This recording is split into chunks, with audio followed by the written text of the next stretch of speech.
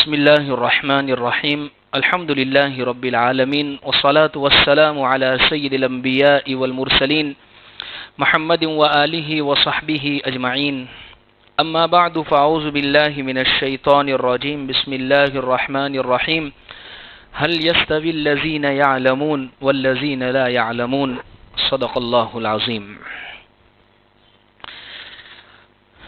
عزیز بزرگوں،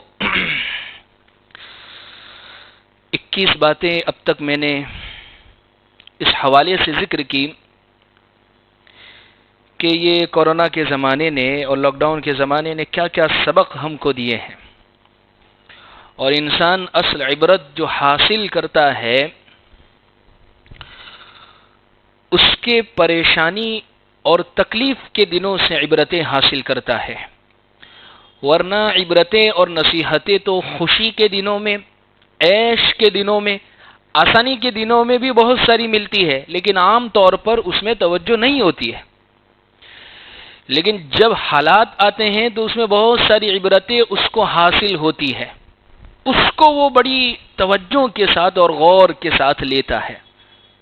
تو یہ پچھلا گزشتہ زمانہ بھی ہمیں بہت ساری عبرتیں اور نصیحتیں دیے گیا. 21 باتیں اب تک ذکر کی. 22ویں بات، دور اندیش مفتیان کرام اور انسانی خدمت کا جذبہ رکھنے والے جو ڈاکٹرز ہیں، ان کی اہمیت کا صحیح معنی میں اندازہ مشکل حالات میں ہوتا ہے. اس جملے میں نے 2 باتیں ذکر کی. ایک بات، دور اندیش مفتیان کرام کی اہمیت، یعنی وہ مفتی اور وہ علماء جن کی نظریں بہت دور تک دیکھتی ہیں، جن کے سامنے شریعت کے سارے اصول اور ضابطے بھی ہیں، جو شریعت کے اصول کو بھی بالکل سامنے رکھتے ہیں، لیکن وہ حالات کو بھی بالکل پرکھتے ہیں کہ حالات ابھی کیا کہہ رہے ہیں، اس حالات کے مطابق شریعت کے مسئلے کو ساتھ میں لے کر چلنا کس طریقے سے ہو سکتا ہے. یہ مفتیان کرام اور علماء کرام، اور اس میں بھی وہ جن کی نگاہیں بہت دور تک دیکھتی ہیں، ان کی اہمیت صحیح معنی میں سمجھ میں آتی ہے. یہ زمانے نے ہمیں یہ بات سمجھا دی ہے. کتنے سارے ایسے مسائل ہمارے سامنے آئے. کبھی مسئلہ آیا ہمارے سامنے نمازیں پڑھنے کا مسئلہ، تراویح کا مسئلہ، جمعے کی نماز کا مسئلہ، عید کی نماز کا مسئلہ. مسجدیں کھلنے کے بعد مسجدوں کی کیپیسٹی کم ہوئی، اس کی وجہ سے 2 جمعے کرنے کا مسئلہ، سوشل ڈسٹینسنگ کے ساتھ نمازیں ہو رہی تو اس وجہ سے 2 جمعے کرنے کا مسئلہ. تو اصل یہ چیزیں ساری ہمارے سامنے جن لوگوں نے رکھی ہے وہ دور اندیش مفتیان کرام ہے. قدر کریں ان علماء کی اور ان مفتیان کرام کی، ورنہ اگر یہ لوگ اگر نہیں ہوں گے، مفتیان کرام اور علماء کرام، تو دین کی صحیح سمجھ اور دین کی صحیح بات ہم تک نہیں پہنچے گی. ہمیں پتہ نہیں چلے گا کہ اس موقع پر شریعت کا کیا حکم ہے، اس موقع پر شریعت کی کیا تعلیم ہے، اس موقع پر شریعت ہم سے کیا تقاضا کرتی ہے. اس لیے قدر کرے مفتیان کرام اور علماء کرام کی، برا بھلا اور اپنی زبانیں ان پر کھولنے سے بچیں، خاموش کر دیں اپنی زبان کو علماء سے اور مفتیان کرام سے. ورنہ جب انسان، دیکھیے ہر چیز میں ترقی آہستہ آہستہ ہوتی ہے، ایک دم سے فرسٹ لیول پہ نہیں پہنچ جاتا ہے، پہلے چھوٹے لیول پر پھر اس سے اونچے لیول پر. ورنہ اگر آج علماء کے بارے میں اگر زبانیں کھولی ہم نے تو ایسا نہ ہو کل اٹھ کے اکابرین، بزرگ، ولی، تابعین اور صحابہ کرام کے بارے میں ہماری زبانیں نہ کھل جاوے. ورنہ آج امت کا حال یہ ہے، آپ دیکھیں ایک سوشل میڈیا پر، یوٹیوب پر ایک طوفان برپا ہے صحابہ کرام کو لے کر. کوئی حضرت امیر معاویہ رضی اللہ عنہ کی شان میں گستاخانہ کلمات کہہ رہا ہے، پیارے آقا صلی اللہ علیہ وسلم کے صحابہ کو نشانہ بنایا جا رہا ہے. ظاہر سی بات ہے کہ یہ تمام دین کا علم ہم تک جو پہنچا ہے انہی صحابہ ہی سے تو پہنچا ہے. اگر حدیث کے بیچ میں سے صحابہ کا واسطہ اگر نکال دیا جاوے تو ہمیں دین پہنچے گا کیسے پھر؟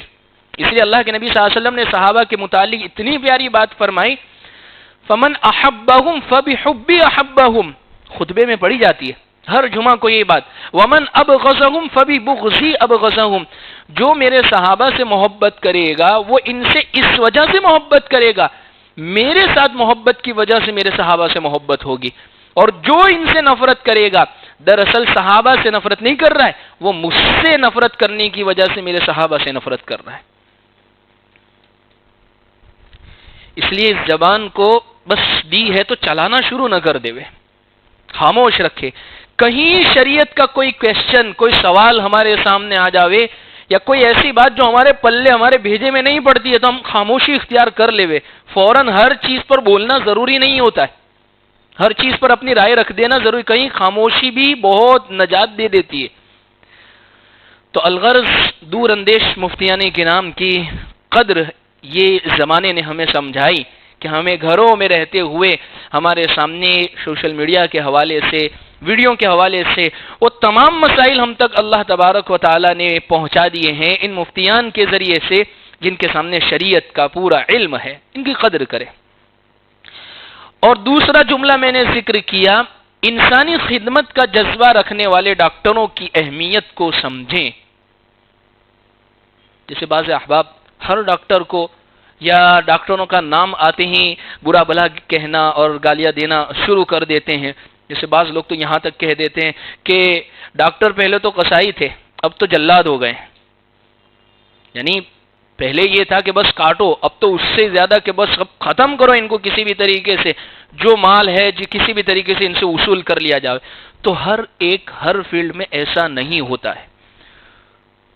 بہت سارے اچھے بھی ان میں موجود ہیں کہ جو انسانی خدمت کا صحیح معنی میں جذبہ رکھنے والے ہیں، جن کو انسانی ہمدردی کا علم ہے، جو اس زمانے نے ہمیں سمجھایا کہ بہت سارے وہ بھی ہیں جو اگر چاہتے ہیں تو اپنے گھروں کو بند کر کے اپنے بیڈ پر آرام سے لیٹ سکتے تھے، سو سکتے تھے، لیکن جب انسانوں کو ضرورت تھی ایسے موقع پر، ورنہ میں یہ سمجھتا ہوں بلکہ حقیقت بھی یہ ہے، ڈاکٹر کی دوائیں جتنا کام کرتی ہے اس سے کہیں زیادہ اس کی صلاح، اس کی ایڈوائس اور اس کا تسلی دینا بہت بڑا کام کرتا ہے. اب دیکھیں کسی جگہ ڈاکٹر کے پاس دوائی لینے کے لیے جائیں اور اگر اس نے فوراً دیکھتے ہی کہہ دیا بہت نازک مسئلہ ہے، یہ تو بہت زیادہ بڑھ گیا ہے، تو دوائی لینے کے بعد بھی انسان کو چین نہیں آئے گا کہ نہیں ڈاکٹر صاحب نے کہا تو بہت زیادہ ہوگا، لیکن بہت بڑی بیماری تھی، بہت بڑی تکلیف تھی، لیکن ڈاکٹر نے کہا نہیں ہو جائے گا، کوئی اتنی بڑی بات نہیں ہے، تو انسان ویسے ہی ایک سائیکولوجی طور پر ٹھیک ہو جائے گا. اور وہ ذہنی طور پر اگر ٹھیک ہو گیا تو جسمانی طور پر بھی وہ ٹھیک ہو جائے گا. تو الغرض ایسے بہت سارے ڈاکٹرز اور ایسے بہت سارے خیر خواہ لوگ ابھی بھی امت میں موجود ہے. دنیا اس سے خالی نہیں ہو گئی ہے. ایسے بہت سارے اچھے لوگ دنیا کے اندر موجود ہیں جو صحیح معنی میں انسانی خدمت کا جذبہ رکھتے ہیں، جو صحیح معنی میں یہ سمجھتے ہیں کہ اللہ رب العزت نے ہمیں یہ علم دیا ہے. اس لیے فرمایا العلم علمان، علم دو طرح کا ہے، ایک دین کا علم اور دوسرا طب کا علم. طب ڈاکٹری کا علم کہ اس لیے اس کے ذریعے سے انسانوں کی جانیں بچائی جاتی ہے. طب کے ذریعے سے، ڈاکٹری کے ذریعے سے، اس کے ذریعے سے انسانوں کی جانیں بچائی جاتی ہے.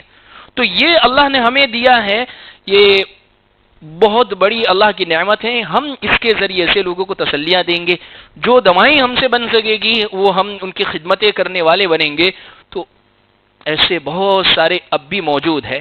تو الغرض اس زمانے نے ہمیں یہ دو باتیں سکھا دی ہے کہ دور اندیش مفتیان کرام کی قدر کرنی چاہیے کہ جو ہمارے سامنے صحیح معنی میں تفقہ فی الدین کے ذریعے سے دین میں غور کرنے کے بعد ہمارے سامنے مسائل کو رکھتے ہیں کہ اس وقت ہمارے سامنے تو صرف اور بس یہ فالو کرنا ہے. ہمیں اتنی بھیجا ماری کرنے کی ضرورت نہیں ہوتی ہے. وہ سب علماء کرام غور کر کے شریعت کے اصول کے اندر دیکھ کر یہ باتیں ہمیں بتلا دیتے ہیں کہ بس یہ کر لو. پھر ہمیں اس میں کسی طریقے سے کانٹ چھانٹ پن ایسا کیوں ویسا کیوں، اس لیے کہا کہ جب کوئی شریعت کا علم کسی مفتی سے آپ پوچھ لو تو بس اب اس پر عمل کرنا شروع کر دو، اس لیے کہ آپ کا ان پر اعتماد ہے. اگر کچھ غلط ہوگا تو پکڑ پھر ان کی ہوگی، اور صحیح ہے ثواب آپ کو بھی ملے گا ان کو بھی ملے گا.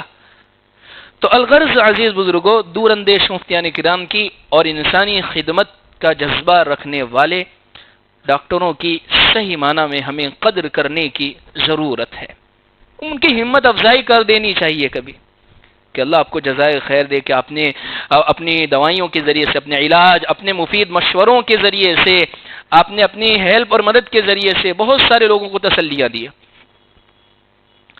تو یہ 22ویں بات جو میں نے آپ کے سامنے ذکر کی ہے، اس کی صحیح معنی میں قدر کرنے کی ضرورت ہے. 23ویں بات یہ ہے کہ دیکھیے دنیا جو ہے ایک چھوٹا سا گاؤں ہے، اور یہ حقیقت بھی ہے. دیکھیے اگر انسان یہ ابھی تمنا کرتا ہے کہ مجھے فورن میں بیٹھے ہوئے، یعنی مجھ سے کئی ہزاروں کلومیٹر دور بیٹھے ہوئے اگر کسی شخص کو دیکھنا ہے، باتیں کرنی ہے، تو آج ممکن ہے کہ نہیں ہے؟ ظاہر سی بات ہے ممکن ہے. موبائل کے ذریعے سے، ویڈیو کال کے ذریعے سے کہیں جانا ہے ہزاروں کلومیٹر دور، کچھ گھنٹوں کے سفر کرنے کے بعد انسان وہاں تک پہنچ جاتا ہے. یعنی پورا ایک گلوبل ولیج، دنیا جو ہے ایک پورا گاؤں بن گئی ہے. اس لیے آپ دیکھیں اس وائرس کے لیے سفر کرنا چین سے اسپین اور پوری دنیا کا بہت تھوڑا سا چھوٹا سا کام تھا کہ کچھ ہی وقت کے اندر اس نے پوری دنیا کا سفر کر لیا. لیکن اس کے بعد کی حالت کیا ہوئی؟ اس پوری دنیا کو انسان نے گاؤں بنا لیا، یعنی بہت چھوٹی بن گئی ہے دنیا اس کے سامنے کہ اگر مشرق سے مغرب تک کا سفر کرنا ہے تو ہوائی جہاز میں آج یہاں سے بیٹھ رہا ہے اور کئی ہزاروں کلومیٹر ایک دن کے بعد وہ وہاں پر موجود ہے. تو یہ لیکن ہوا یہ اس وائرس کے آنے کے بعد حالت یہ ہوئی کہ گاؤں دنیا تو بہت دور کی بات ہے، خود اس کا بھی گاؤں اس کے لیے بہت بڑی دنیا بن گیا. خود اس کا علاقہ اس کے لیے بہت بڑی دنیا بن گیا. خود اس کا گھر ہی پھر اس کی دنیا ہو گیا تھا. دیکھیے گھر سے باہر نکلنا یا اسی طریقے سے کسی جگہ پر جانا، اس لیے کہ دیکھیے انسان کے بال و پر بالکل کٹ گئے تھے. اصل جو ہے ہوائی جہاز کے سفر کے ذریعے سے ہوائی جہاز کا سفر بالکل ختم ہو گیا، بند ہو گئی ساری فلائٹیں، تو انسان کے بالوں پر کٹ گئے. اپنے علاقے کے اندر بھی اب وہ چند جگہوں کے اندر صرف اپنے گھر کے اندر وہ بند ہو کر رہ گیا.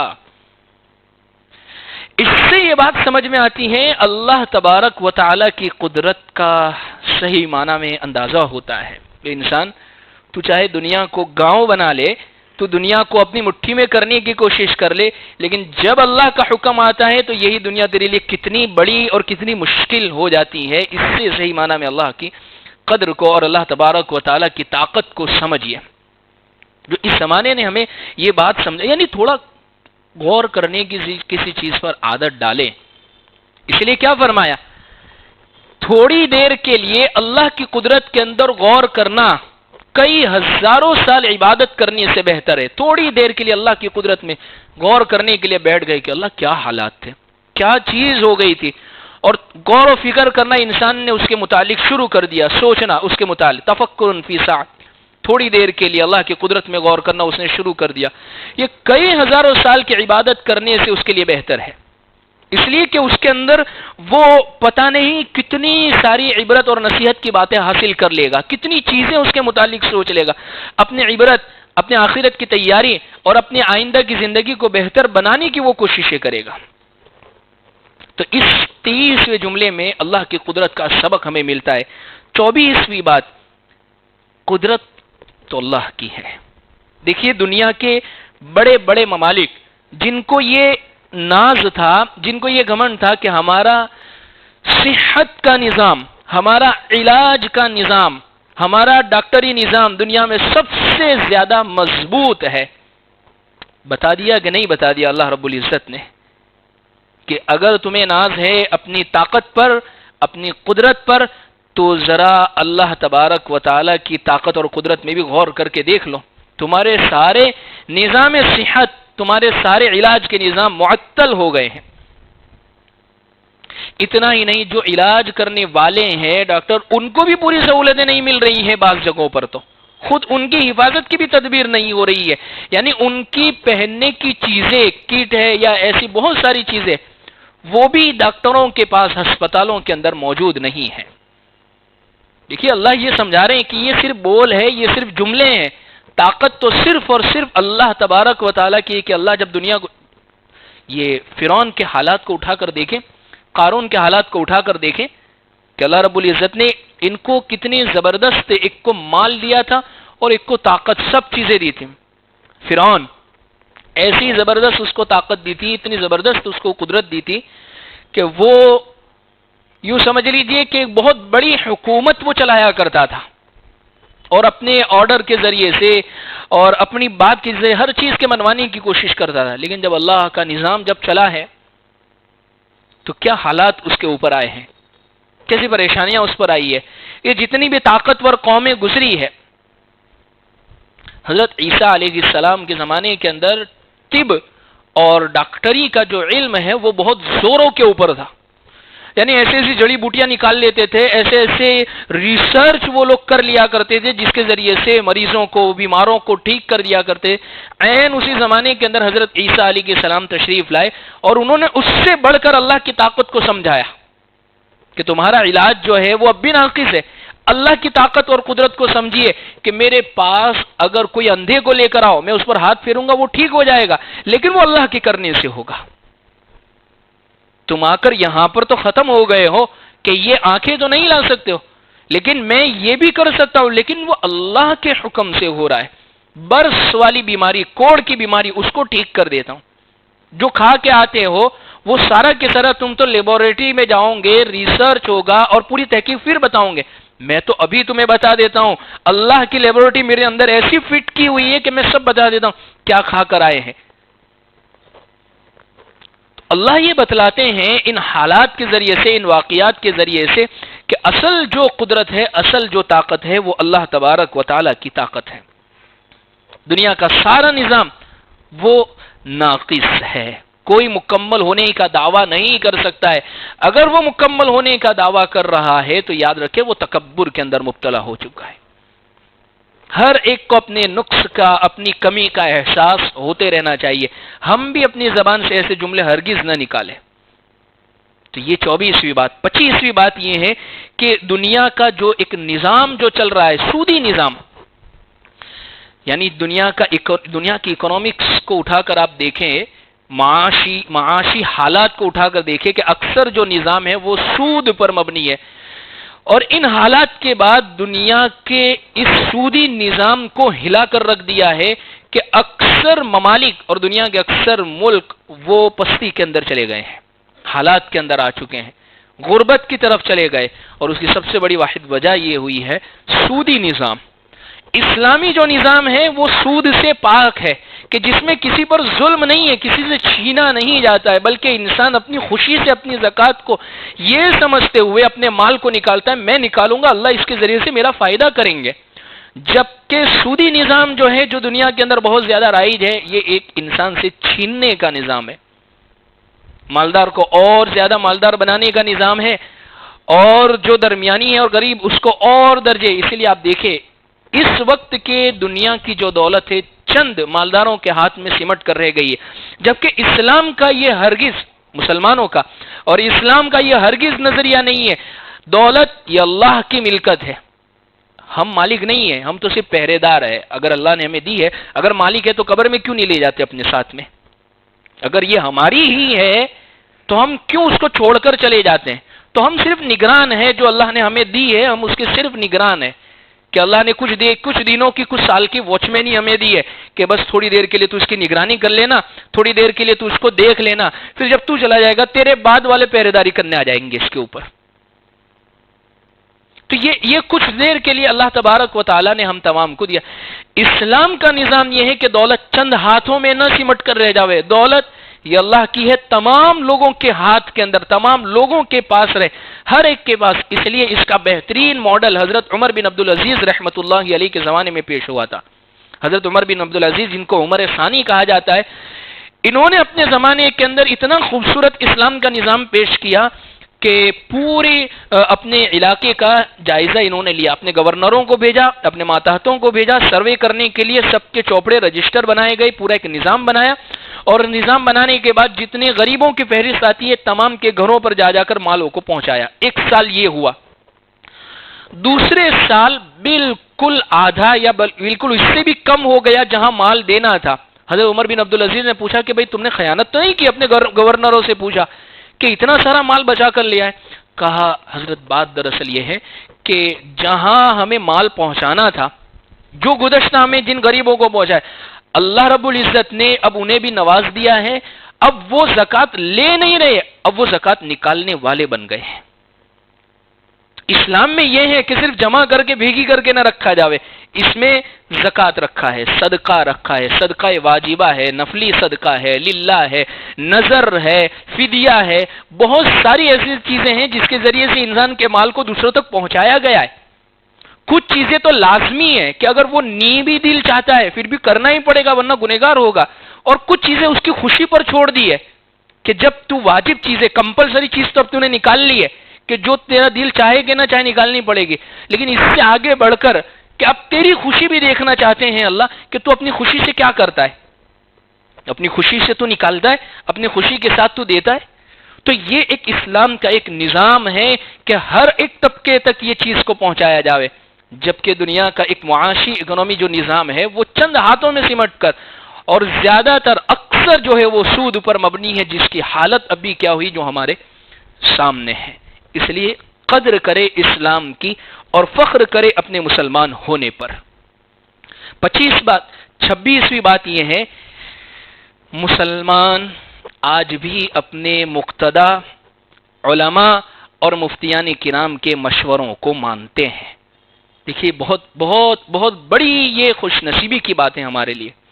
جب علماء نے کہا نمازیں ایسے پڑھنی ہے، گھروں پر پڑھنی ہے، سب نے گھروں پر پڑھنا شروع کر دی. جب کہا کہ نمازیں اب اس طریقے پر پڑھنی ہے، اس ڈسٹینس کے ساتھ پڑھنی ہے، سب نے شروع کر دیا. جب اعلانات کے ذریعے سے جو بات بھی مفتیان کرام اور علماء کرام نے عوام تک اور لوگوں تک پہنچائی تو سب نے مانا، اور یہ بہت اچھی بات ہے، بہت خوش نصیبی کی بات ہے کہ آج بھی امت میں یہ جذبہ موجود ہے. اور الحمدللہ اکثر لوگوں کے اندر یہ جذبہ موجود ہے کہ اگر عالم ہے، مفتی ہے، ان کی قدر کرنا، ان کی اہمیت کو سمجھنا، ان کے آ جانے کی وجہ سے ان کے لیے جگہ کو اپنی چھوڑ دینا یا ان کی عزت اور احترام کو کر دینا، یہ اب بھی امت کے اندر جذبہ موجود ہے. تو یہ بہت اچھی بات ہے. اس لیے کہ دیکھیے اللہ کے نبی صلی اللہ علیہ وسلم نے انبیاء کو، علماء کو انبیاء کا وارث بنایا. العلماء ورثۃ الانبیاء، حدیث میں یہی فرمایا ان الانبیاء لم یورثوا دینارا ولا درہم، کہ علماء کرام کو اللہ تبارک و تعالی نے نبیوں کا وارث بنایا ہے. اور نبی جو ہیں وہ وراثت کے اندر علم کو چھوڑا کرتے ہیں. تو الغرض امت میں یہ بھی جذبہ موجود ہے، مگر سوائے چند حضرات کے جو اب ضد پر جو مبنی ہوتے ہیں، علماء کرام کی باتوں کو نہ ماننا، ان کے مشوروں کو فالو نہ کرنا، ان کی رائے کو صحیح معنی میں نہ سمجھنا. کچھ بھی جب مسجد کے دروازے کھلے تھے، جب آ نہیں رہے، جب بند تھے تو آ کر کوششیں کر رہے کہ مسجد کے دروازے بند کر دیے گئے ہیں اور اس طریقے سے معاملہ کر دیا ہے، یہ سب علماء اور مفتیان کرام ایسا کر رہے ہیں، ورنہ فلاں جگہ اب کھلے ہیں تو مسجدیں اکثر نمازوں کے اندر خالی ہے، جب بند تھی تو آ کے کھٹکھٹا رہے تھے، پہنچا رہے تھے باتیں کہ اب تو کھولو اب. تو الغرض عزیز بزرگوں، ہر حالات میں اپنے پیشوا اور مقتدی، اپنے رہبر صحیح معنی میں علماء کو رکھیں، ان سے مشاورے لے اور ان کی باتوں پر عمل کرے. انشاءاللہ اس کا سب سے بڑا فائدہ یہ ہوگا، اس کا سب سے بڑا فائدہ ہماری زندگیوں میں یہ ہوگا، دین پر ہم صحیح معنی میں قائم رہیں گے. تو الغرض یہ حالات نے بھی ہمیں یہ بات سمجھائی کہ امت میں جذبہ علماء پر چلنے کا موجود ہے. ورنہ جن لوگوں نے علماء کی تقلید اور علماء کے پیچھے چلنے کو چھوڑ دیا ہے، پھر وہ کسی کو بھی خاطر میں نہیں لاتے. جیسے آپ دیکھیں بہت سارے لوگ ایسے بھی ہیں جو کسی کی ہم خود تحقیق کرتے ہیں, ہم خود اپنی بات پہ چلتے ہیں, بھائی قرآن ہمارے سامنے ہے, حدیث ہمارے سامنے ہے, کسی کی بات ماننے کی ضرورت نہیں ہے. تو پھر وہ آج علماء سے کاٹ رہے ہیں, پھر کل ائمہ جو جن کی تحقیق پر دین کا مدار ٹکا ہوا ہے, جنہوں نے تحقیق کر کے ہمارے سامنے مسئلوں کو پیش کیا, پھر وہ ان سے بھی نفرت کر کے دور کرے گی. جیسے ہوتے ہیں بعض لوگ کہتے ہیں کہ بھئی آپ اس طریقے سے نماز پڑھتے ہیں, کیوں پڑھتے ہیں؟ تو ہمارے پاس دلیل نہیں ہوگی, اکثر لوگوں کے پاس دلیل نہیں ہوگی. بھئی کیوں پڑھتے ہیں ایسے؟ بھئی ہم نے ایسے ہی سنا ہے, یا مولوی صاحب ایسے ہی پڑھتے ہیں. تو آپ کے پاس, میں نے کل رات تفسیر میں بھی یہ بات ذکر کی کہ اگر آپ کے پاس اگر کوئی دلیل نہ ہو اور اپنے علماء کو ایسا دیکھ رہے ہیں تو فکر نہ کرے, دلیل نہیں ہونے پر پریشان نہ ہو. دلیل ہے ہی نہیں اس کی تو یہ بات نہ سمجھے کہ اس کے متعلق کوئی دلیل ہوگی نہیں, بغیر دلیل کے ساتھ نہیں, ساری چیزوں کی دلیل. لیکن ہمیں بس پتہ نہیں ہے, ہم تحقیق کر لیں گے, پوچھ لیں گے علماء کرام سے, لیکن ان کے پیچھے رہیں. ورنہ اگر خود اپنی تحقیق شروع کر دی تو پھر انسان نہ ادھر کے رہے نہ ادھر کے رہے, نہ خدا ہی ملا نہ وصال صنم, پھر کہیں کے بھی پھر ہم نہیں رہیں گے. اس لیے جو تقلید جو کہتے ہیں, تقلید کا مطلب ہرگز یہ نہیں کہ غلام بن جانا. تقلید کا مطلب بھئی ہمیں آپ کی بات پر بھروسہ ہے, آپ کی بات پر اعتماد ہے, ہم آپ کو مانتے ہیں کہ آپ جو بتائیں گے ہمیں صحیح بتائیں گے, بس اس کا نام ہے تقلید. یہ ہرگز بات نہیں کہ غلط بات کو بھی مان لینا, ایک اعتماد جو ہوتا ہے انسان کو, اسی کا نام ہے تقلید. اس لیے مفید مشاورے اور اسی طریقے سے علماء کرام کی باتوں پر چلنے کا جذبہ اب بھی امت کے اندر موجود ہے. ورنہ اگر یہ چیز اگر آگے پیچھے ہو گئی تو پھر انسان, میں نے ابھی شروع تقریر میں ہی بات ذکر کی آپ کے سامنے, پھر وہ بزرگوں پر بھی لعن طعن شروع کر دے گا, اور اس کی حد کہاں تک پہنچ جائے گی, پھر وہ صحابہ کرام کو بھی نہیں چھوڑے گا. اس لیے اللہ کے نبی صلی اللہ علیہ وسلم نے حدیث پاک کے اندر میری امت میں جب 15 باتیں پیدا ہو جاوے گی, 15 باتیں, تو بس پھر انتظار کرو, زمین میں زلزلے آئیں گے, آسمان سے پتھر برسیں گے اور پتہ نہیں کیا کچھ, یعنی بس اب انتظار کرو قرب قیامت کا. میری امت میں جب ان 15 باتوں میں حضور نے ایک بات جو ارشاد فرمائی, کہ پیارے آقا صلی اللہ علیہ وسلم نے یہ بات ارشاد فرمائی جس کا خلاصہ یہ ہے کہ اس امت کے جو بعد میں آنے والے لوگ ہیں اپنے پہلے لوگوں پر لعن طعن کریں گے. لعن آخر امتی اولہا, او کما قال علیہ الصلوۃ والسلام, کہ اس امت کے بعد کے لوگ پہلے لوگوں پر لعن طعن کریں گے کہ یہ ہوا فلاں ہوا معاملہ. حدیث, اور آج یہ ہو رہا ہے کہ امت کو علماء سے اور بڑے بڑے بزرگان دین سے متنفر کرنے کی کوشش کی جا رہی ہے, دور کرنے کی. تو الغرض اب بھی امت کے اندر یہ جذبہ اس طریقے کے اندر موجود ہے. 27ویں بات, 26 باتیں ذکر ہوئی, 27ویں بات کہ یہ جو وائرس آیا اس نے ایک بات تو سکھا دی کہ انسانوں میں مساوات قائم کر کے چلا گیا, برابری قائم کر کے. یہ نہیں دیکھ رہا تھا بھئی مالدار ہے تو مجھے اس کے پاس جانا ہے اور غریب ہے تو اس کے پاس نہیں جانا ہے, سب کے درمیان میں مساوات قائم, برابری قائم کر کے چلا گیا ہے, یعنی سب برابر ہے اس کے لیے. یہ اصل ہمیں عبرت دے کر گیا ہے کہ ہم اپنی زندگیوں میں برابری کو لائے. مالدار ہے تو غریب کو کچلے نہیں. اللہ نے اگر طاقت دی ہے تو اس طاقت کو غریبوں پر, تنگ دستوں پر, یا اسی طریقے سے جو کمزور ہے اس پر آزمائے نہیں. ورنہ علماء اور بعض لوگ بہت اچھی بات کہتے ہیں, غصہ بہت سمجھدار ہوتا ہے. آدمی کہتے ہیں جیسے بعض لوگ ہوتے ہیں نا, میرے کو غصہ آ جاتا ہے, بات میں غصہ آ جاتا ہے, میرے کو تو سہن ہی نہیں ہوتا ہے. لیکن وہ بہت اچھی بات کہتے ہیں کہ غصہ بہت سمجھدار ہوتا ہے, کمزور پر بہت جلدی آ جاتا ہے, طاقتور پر جو اس سے بڑا ہو اس پر پھر وہ یہ کہہ کے نکل جائے بھئی مصلحت کی وجہ سے ہم نے چھوڑ دیا, لڑائی نہ ہو اس لیے ہم نے جتا کرا. نہیں, جب آپ کو غصہ آتا ہے تو پھر سب جگہ برابر ہونا چاہیے, چاہے کمزور. لیکن وہ سمجھدار ہے, وہ دیکھتا ہے کہ جہاں چل سکتا ہے وہاں چلاؤ, اور جہاں نہیں چل سکتا, جہاں خود پٹ جائیں گے تو وہاں وہ سمجھداری اختیار کر لیتا ہے.